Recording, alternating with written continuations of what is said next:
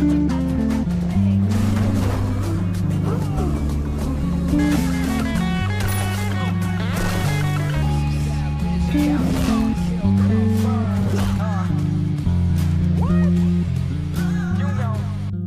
lagi bareng gue Rizal. Kali ini cerita film akan menceritakan alur film berjudul Vetaian. Superstar rajinikan yang kini memerankan sebagai polisi bernama Adian. Adian polisi yang tak kenal belas kasihan kepada para pelanggar hukum. Sebelum masuk ke ceritanya, mimin sapa dulu nih warga yang hadir kemarin.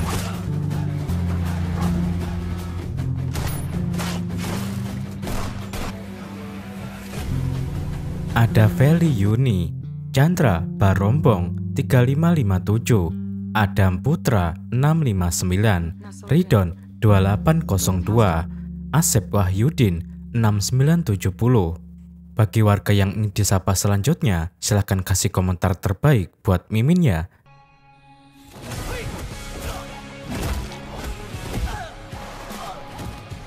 Inilah Adian yang terkenal bengis kepada para penjahat. Namun kepingisannya itu malah menimbulkan masalah di kemudian hari, dan cerita Vetaian pun dimulai.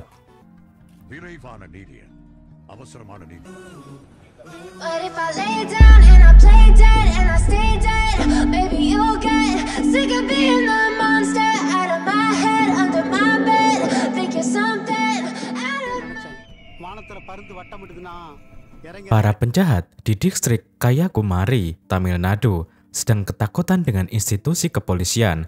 Hanya beberapa penjahat yang masih berani membusungkan dada karena menganggap semua polisi bisa dikendalikan dengan uang. Kepala polisi Kanyakumari, Inspektur Adian, mendatangi lokasi para penjahat itu. Adian datang bukan untuk melakukan penangkapan, tapi untuk membunuh mereka. Bagi Adian, penjahat yang tidak bisa dibina maka akan dibinasakan. Itulah yang membuat Adian dikenal sebagai polisi spesialis pertemuan.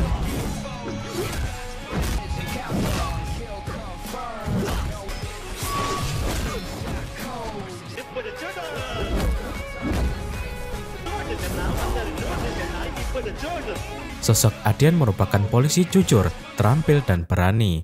Dalam melaksanakan tugasnya, Adian dibantu mantan pencuri bernama Patrick. Selain sebagai informan, Patrick juga berperan menjadi asisten pribadi Adian.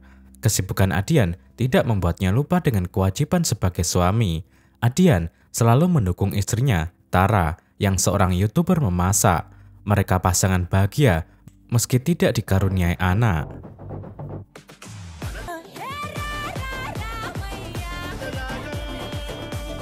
Suatu malam, Adian membaca surat masuk dari seorang guru sekolah menengah bernama Sarania.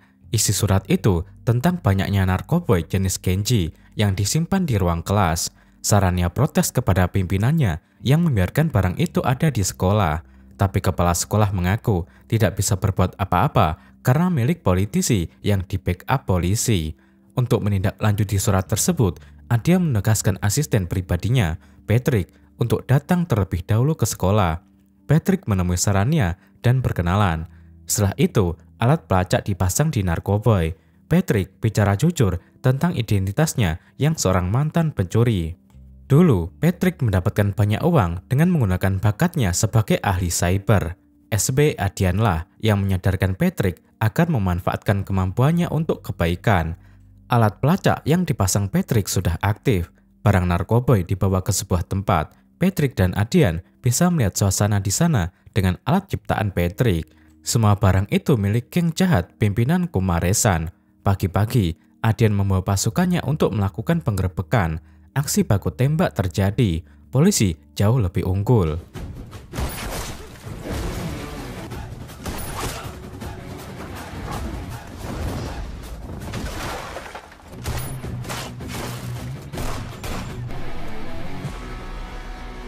Kumaresan selaku pimpinan geng berhasil ditangkap. Kumaresan sama sekali tidak takut ditangkap. Dia yakin bisa bebas dengan mudah karena orang-orang di belakangnya memiliki jabatan tinggi. Adian menyadari orang seperti Kumaresan dilindungi sistem. Oleh karena itu, Kumaresan dibiarkan melarikan diri. Adian jadi memiliki alasan untuk melakukan kekerasan.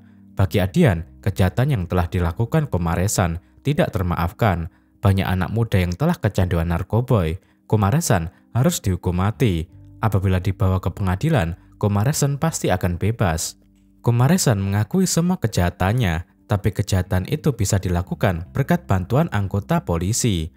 Komaresan menunjuk anak buah Adian, Inspektur Magadi, yang selama ini menerima suap. Adian sangat benci dengan oknum polisi yang menjadi budak penjahat. Komaresan dipersilahkan menembak Magadi. Sebagai imbalannya, Komaresan akan dibiarkan kabur melarikan diri. Tanpa pikir panjang, Komaresan langsung menembak Magadi. Lalu Adian menembak mati Komaresan yang dianggap telah membunuh polisi.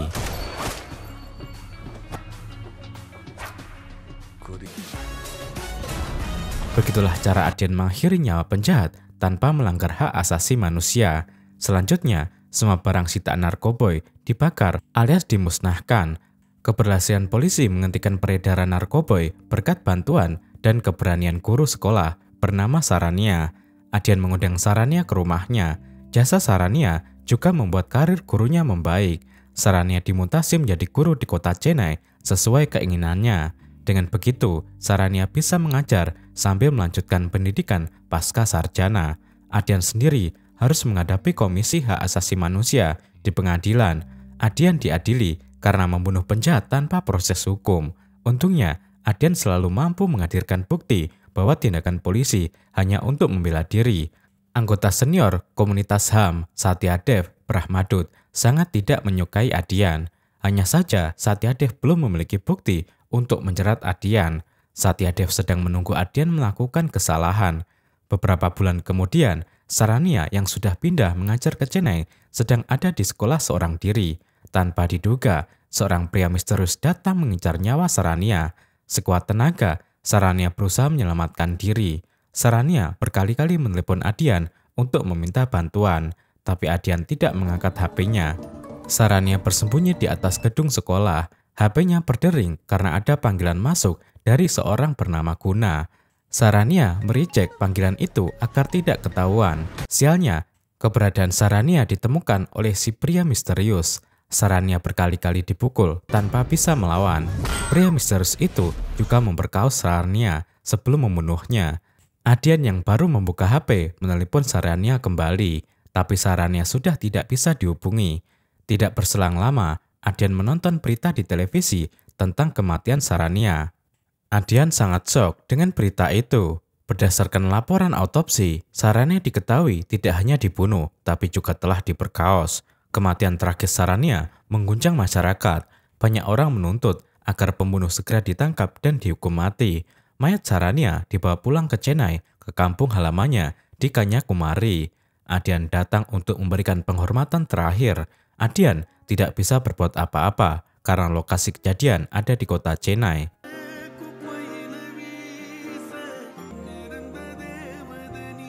Pemerintah tidak tinggal diam. Untuk menyelesaikan kasus pembunuhan Sarania, tim khusus dibentuk yang dipimpin oleh Inspektur Haris Kumar.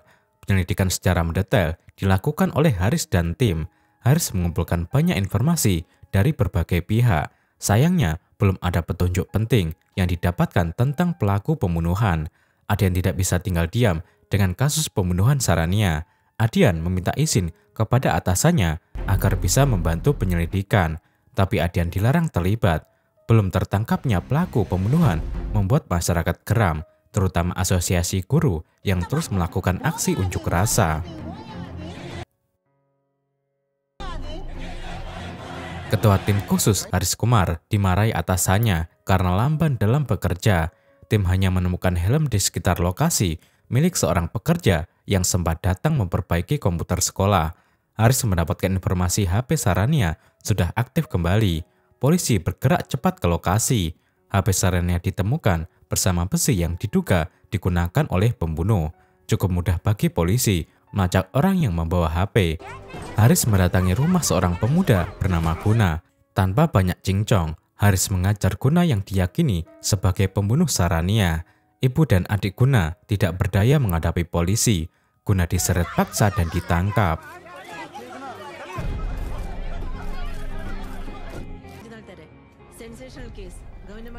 Haris memeriksa HP Sarania. Rupanya Guna telah merekam adegan pemerkosaan yang dilakukan.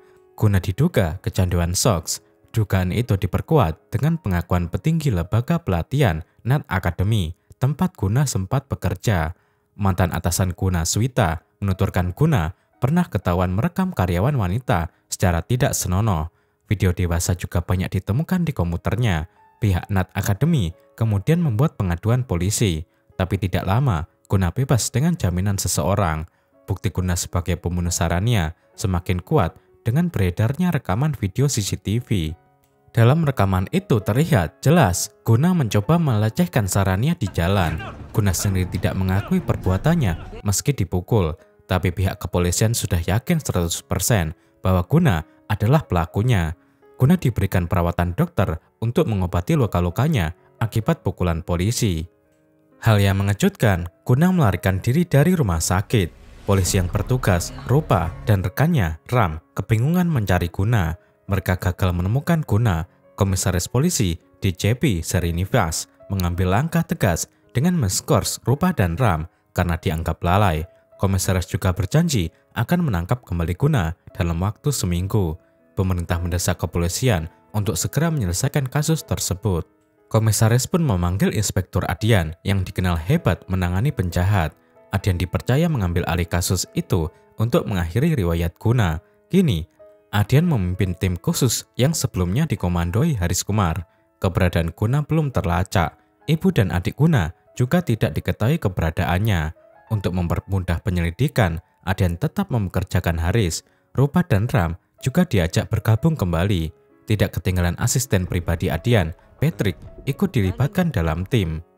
Patrick telah bergerak lebih cepat dari polisi. Patrick mengetahui ada perawat yang membantu Guna kabur dari rumah sakit. Adian dan tim pergi menginterogasi perawat itu yang ternyata teman Guna. Dia membantu Guna bukan demi uang, tapi benar-benar atas dasar persahabatan. Itulah yang membuat Adian tidak menangkap si perawat. Keesokan harinya, perawat itu memberitahu Adian tentang keberadaan Guna. Diduga kuat, Guna sedang bersama temannya yang bernama Satis. Melalui nomor HP Satis, cukup mudah bagi Patrick melakukan pelacakan. Guna dipastikan sedang bersembunyi di tengah laut. Adian dan tim bergegas mencari Guna. Benar saja, Guna ditemukan bersembunyi di tengah laut menggunakan perahu penduduk lokal. Saat akan ditangkap, Guna memberikan perlawanan. Guna berhasil menyandra polisi bernama Ram. Tindakan ceroboh Guna membuat Adian memiliki kesempatan untuk memberikan hukuman setimpal. Patrick ditugaskan merekam aksi penyanderaan itu. Saya tidak percaya polisi. Saya akan menyerah ke pengadilan dan mengungkapkan semuanya di sana, ujar Guna. Adian tidak mempedulikan kata-kata Guna.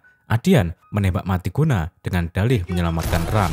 Bagi Adian, hukuman mati paling tepat untuk Guna. Keberhasilan Adian membuat atasannya, Komisaris Srinivas, bangga. Komisaris memberikan keterangan kepada media bahwa Guna terpaksa ditembak mati karena mengancam nyawa polisi. Terbunuhnya Guna disambut gembira sebagian besar masyarakat. Mereka merasa keadilan telah ditegakkan. Adian dianggap seperti pahlawan. Tidak semua masyarakat mendukung tindakan Adian yang sering membunuh penjahat tanpa proses hukum. Para aktivis HAM mengajukan kasus ke Mahkamah Agung untuk penyelidikan dugaan pelanggaran HAM. Mahkamah membentuk komite untuk menyelidiki dugaan pelanggaran HAM itu. Satyadev yang memang tidak menyukai Adian ditunjuk memimpin penyelidikan. Satyadev mengumpulkan berbagai informasi, mulai dari latar belakang Guna hingga hari kematiannya. Setelah menemukan fakta-fakta penting, Satyadev memanggil para petugas polisi yang menangani kasus Guna, tidak terkecuali Adian. Seperti biasa, Adian beralasan melepaskan tembakan untuk membela diri. Satyadev mengajak Adian bicara empat mata. Saat itulah, Adian bicara jujur bahwa dirinya memang sengaja membunuh Guna. Adian memberikan hukuman kejam agar tidak ada lagi orang yang berani melakukan hal serupa. Satyadev membungkam mulut besar Adian. Satyadev mengungkapkan bahwa Adian telah membunuh orang yang tidak bersalah. Anda telah salah menilai Guna. Anda harus tahu bahwa Guna adalah lulusan teknik pertama di tempat tinggalnya, ucap Satyadev. Menurut Satyadev, Guna sangat menghormati guru Sarania. Hal itu terlihat dari chat di grup WhatsApp mereka.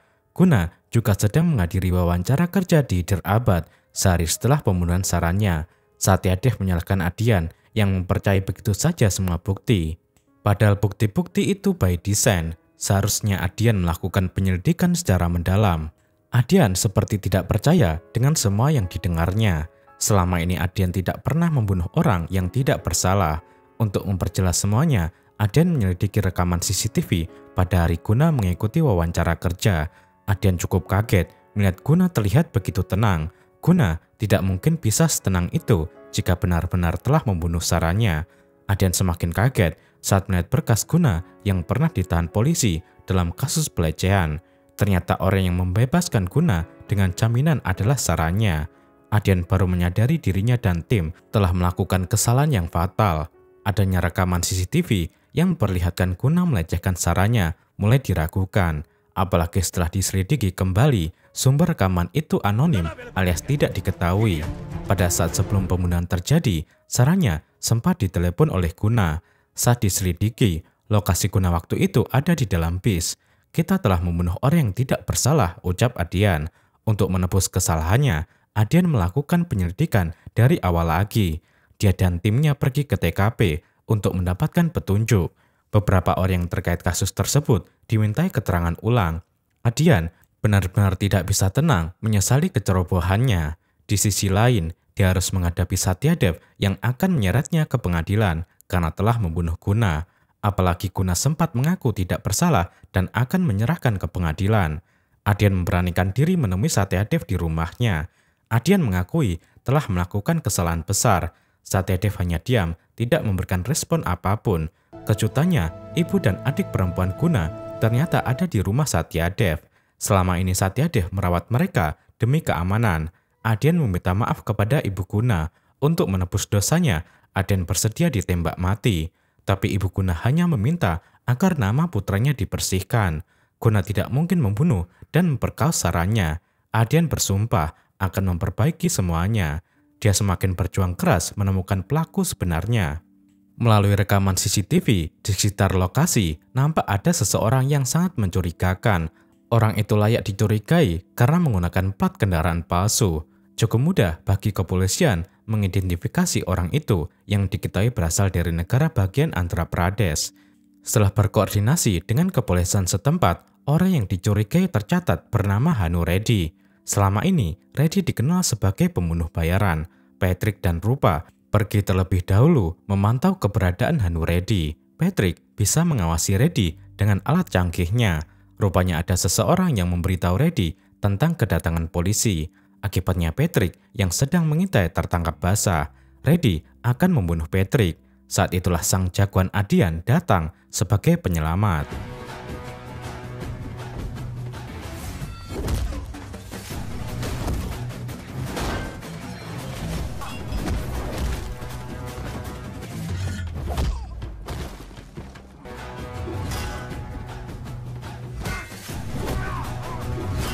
Adian mengejar Reddy dan semua anak buahnya. Reddy disiksa hingga babak belur tak berdaya. Reddy tidak memiliki pilihan lain kecuali bicara jujur. Reddy mengungkapkan dirinya dibayar oleh seseorang untuk membunuh Saranya. Saranya juga diperkaos agar kasus tersebut cepat ditutup oleh pihak kepolisian. Rupanya Reddy yang menaruh HP Saranya dan besi di toko, termasuk dengan sengaja meninggalkan helm di TKP. Tugas Reddy sampai di situ. Selebihnya ada peran orang lain yang menjadikan semua bukti itu mengarah kepada Guna.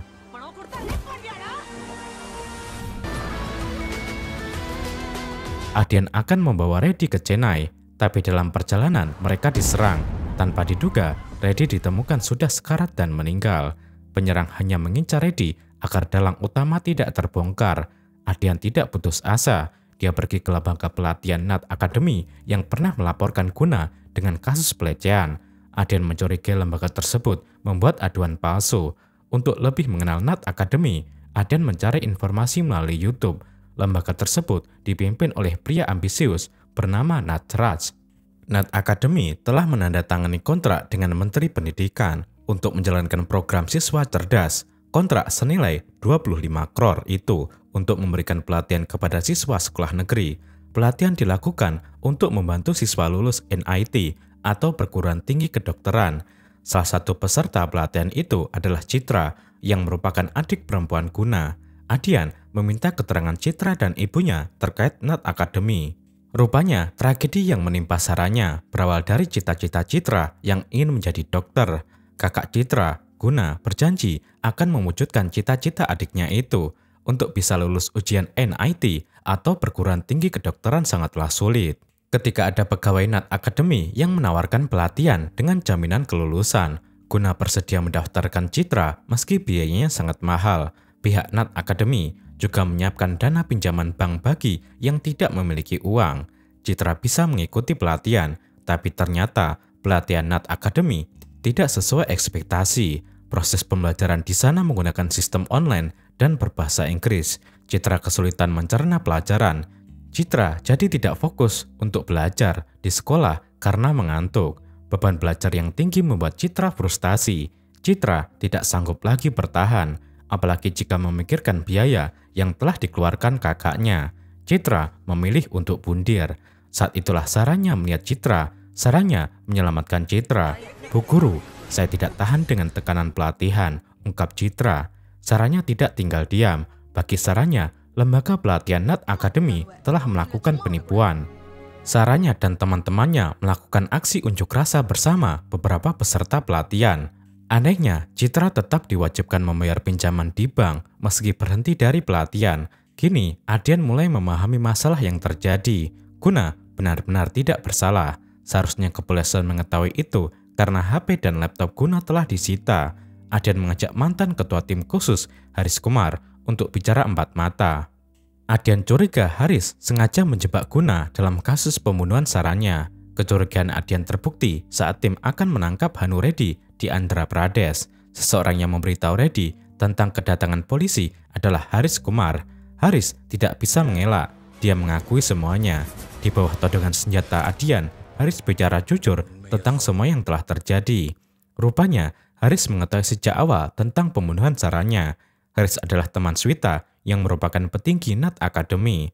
Pembunuhan Saranya dilakukan untuk menyelamatkan bisnis NAT Academy. Untuk mencari kambing hitam, Haris menjebak Guna sebagai pembunuh. Tindakan Haris karena dibayar mahal oleh Natraj selaku pemilik NAT Academy. Adian tidak bisa mentolerir kejahatan Haris. Adian mengajar Haris lalu pergi menemui Swita di rumahnya. Sama seperti Haris, Swita tidak bisa berbohong lagi karena Haris telah membongkar semuanya. Menurut Swita, bisnis pendidikan sangat menguntungkan, apalagi setelah NAT Academy menjalin kontrak kerjasama dengan Kementerian Pendidikan. Tapi dalam perjalanannya, program itu banyak yang diprotes. Menteri tidak suka ada protes, terutama protes yang dilakukan Saranya. Ditambah lagi Guna mengetahui kelicikan NAT Academy. Karena itulah Guna dibungkam dengan tuduhan melakukan pelecehan. Natraj juga sempat mengundang Saranya secara pribadi ke rumahnya. Saranya akan dibayar mahal asal tidak menentang program pelatihan. Tapi Saranya menolak keras. Saranya tidak bisa disogok. Natraj dan Swita akhirnya memutuskan untuk membunuh Saranya. Cerita Swita membuat Adian bertambah marah. Adian pergi ke kantor NAT Academy keesokan harinya. Semua penjaga di sana dilumpuhkan. Adian akan menangkap Natraj selaku dalang utama.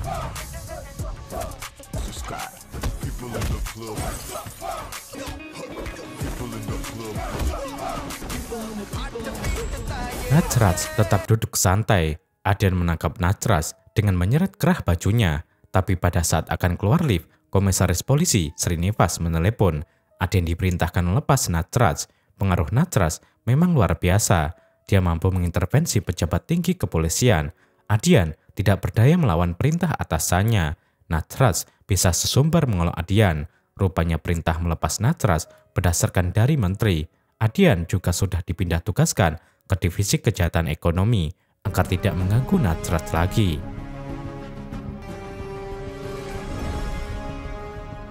Adian hanya bisa patuh, tapi pindah tugas tidak berarti semuanya telah berakhir. Adian menjadikan divisi kejahatan ekonomi sebagai tempat baru untuk menghabisi Natraj. Untuk mencari celah, Adian memerintahkan anak buahnya mengumpulkan informasi sebanyak mungkin tentang aktivitas keuangan NAT Academy. Tidak lupa, Adian melibatkan Patrick dan Rupa dalam pekerjaan barunya itu.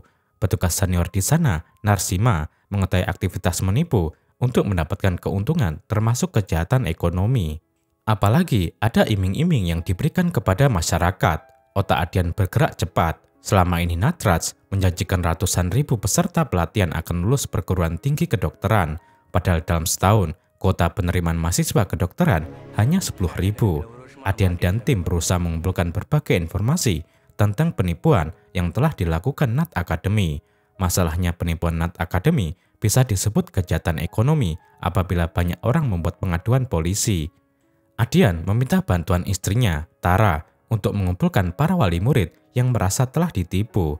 Tara berhasil meyakinkan mereka agar bersedia membuat pengaduan. Najraj menyadari sedang dijadikan target. Tentu saja Najraj tidak tinggal diam. Banyak preman dikirim untuk membunuh Adian dan istrinya yang ada di rumah. Adian sama sekali tidak khawatir saat preman mengancam dan akan membunuh Tara. Adian tetap mengejar preman yang ada di hadapannya. Sikap tenang Adian karena istrinya bukan wanita penakut. Sosok Tara sudah pandai menggunakan senjata api. Para penyerang yang justru dibuat kalang kabut melarikan diri.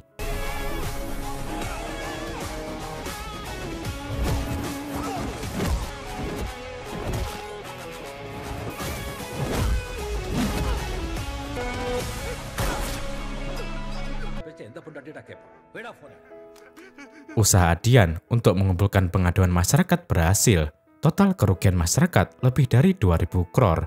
Adian bisa menangkap Najraj tanpa gangguan lagi. Komisaris polisi Srinivas juga sudah mendukung Adian. Kali ini, Divisi Kejahatan Ekonomi mendatangi kantor Najraj dengan kekuatan penuh. Najraj tidak berdaya. Giliran Adian yang mengolok-olok Najraj. Adian menangkap Najraj dengan menyeret kerah bajunya. Hal yang membuat Adian tidak puas. Dia belum bisa menemukan bukti bahwa Najraj adalah pembunuh Saranya. Padahal Adian sudah berjanji kepada Ibu Guna untuk membersihkan nama Guna. Najraj sudah ditahan di dalam penjara sebelum disidang, tapi Najraj masih bisa teleponan. Dia meminta Swita untuk membunuh Adian. Sementara itu, Patrick dan Rupa mengetahui ada paket yang sempat dikirim Saranya ke Adian sebelum pembunuhan terjadi. Namun paket itu tak pernah sampai. Patrick memeriksa semua barang di perusahaan pengiriman. Adian juga datang. Saranya pasti memiliki sesuatu yang berharga. Dan benar saja, dari salah satu harddisk ditemukan adanya rekaman video Saranya. Isi video itu sangat penting tentang program siswa cerdas yang diselenggarakan pemerintah bersama NAT Academy. Saranya memiliki banyak bukti tentang kejahatan yang dilakukan NAT Academy. Adian bisa bernapas lega. Semua bukti yang dibutuhkan untuk menjerat Najraj sudah ada. Adian sangat berterima kasih kepada Patrick atas kerja kerasnya. Patrick, minta apapun yang kamu inginkan, saya akan berikan kepadamu, ujar Adian kegirangan. Patrick tidak meminta banyak, dia hanya ingin memeluk Adian. Tapi ketika Patrick akan memeluk Adian, peluru yang menargetkan Adian mengenai punggung Patrick. Rupa bergerak cepat membalas tembakan si sniper. Naasnya, Patrick tidak sempat tertolong dan meninggal. Adian sangat berduka atas kematian Patrick. Najraj justru menelepon dari dalam penjara mengolok-olok Adian. Saya akan bebas besok. Anda dan hukum Anda tidak akan mampu menyentuh saya, ucap Najraj sesumbar. Adian menyadari kekuatan Najraj yang mampu mengendalikan hukum. Untuk membongkar kebusukan Najraj, Adian meminta istrinya yang seorang YouTuber agar mempublis video rekaman Saranya. Video pengakuan itu viral dalam waktu singkat. Media televisi ikut memberitakannya. Saranya mengungkap semua kejahatan NAT Academy dan upaya Najraj yang ingin membunuhnya. Setelah video itu viral, Adian bisa berbicara di media bahwa pembunuhan Saranya adalah Najraj dan NAT Academy. Mereka menyewa pembunuh bayaran. Saya tegaskan, Guna tidak bersalah. Guna dijebak oleh petugas polisi Haris Kumar. Saya minta maaf karena secara keliru menembak Guna, ucap Adian. Kini, Najraj terpojok. Menteri Pendidikan tidak mau lagi membantunya. Menteri bahkan memutuskan kontrak kerjasama dengan NAT Academy. Haris Kumar yang telah menjebak Guna juga ditangkap. Tiba saatnya Najraj akan dibawa ke pengadilan. Adian sudah menunggu di pengadilan.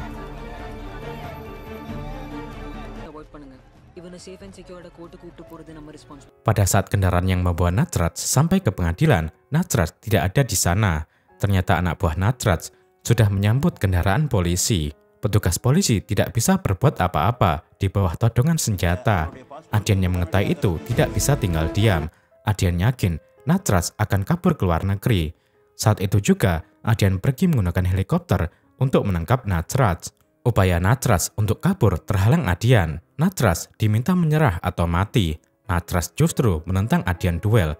Dua orang itu bertarung habis-habisan.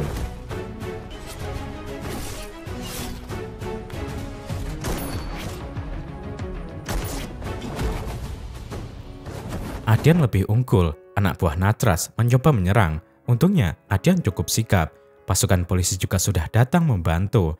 Adian berhasil melumpuhkan Natras. Jika mau, Adian bisa menembak Natras saat itu juga. Tapi Adian tidak ingin membuat kesalahan lagi. Adian ingin bahwa Natras diproses oleh hukum. Pengadilan memutuskan bahwa Natras bersalah.